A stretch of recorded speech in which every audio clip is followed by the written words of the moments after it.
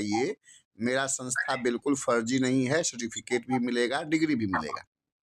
तो देखिए राम लखन जी, अमीन बनकर आप जमीन की नापी जोखी कर सकते हैं। अभी बेरोजगारी का ज़माना है, बेरोजगारी के ज़माना में आप देख रहे हैं कि सरकारी नौकरी नहीं मिल रही है, नहीं मिल रही है सरकारी नौकरी। लेकिन अगर आप अमीन का 50 दिन का प्रशिक्षण कर लीजिएगा, पटना आकर आपको प्रैक्टिकल भी करवा देंगे, तो आपको सर्टिफिकेट प्रोवाइड कर देंगे, तो आप अपना लेटर पैड बना सकते हैं। क्या बना सकते हैं? लेटर पैड का फॉर्मेट आपको भेज देंगे, हम भी अपना लेटर पैड बनाए हुए हैं, और अपना मोहर बनवा लीजिएगा।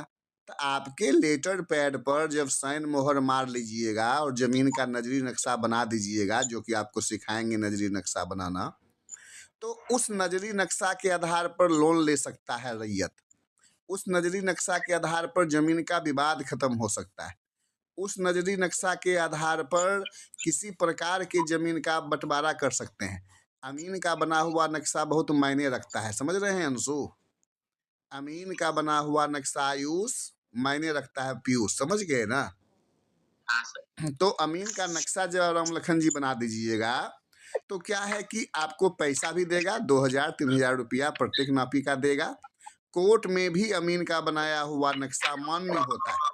जब आप अमीन का नक्शा बना देते हैं तो वो नक्शा कोर्ट में भी क्या होता है? मान्य होता है, समझ गए ना? तो इसीलिए अमानत सीखना बहुत ही जरूरी है। अमानत सीखना बहुत ही जरूरी है। समझे राम लखन जी, अमीन हम लोग क्यों बनते हैं?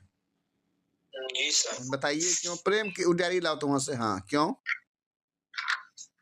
अमीन इसलिए बनते हैं ताकि जमीन को अपने नाप सकते हैं, या कई जगह नाप भी सकते हैं जाके, और नाप सकते हैं, स्वरोजगार भी प्राप्त कर सकते हैं। स्वरोजगार समझ गए ना?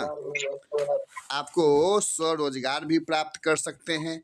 स्वरोजगार प्राप्त करने के बाद कहीं आपको बौखना नहीं होगा।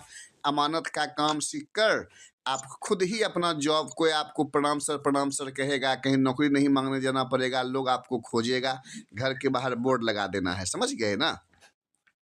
ठीक है, तो ये बात है। अब देखिए, लिखिए आज का टॉपिक लिखिए। तो पीयूष आप भी लिखिए, कॉपी कलम लेके बैठ गए राम लखन जी?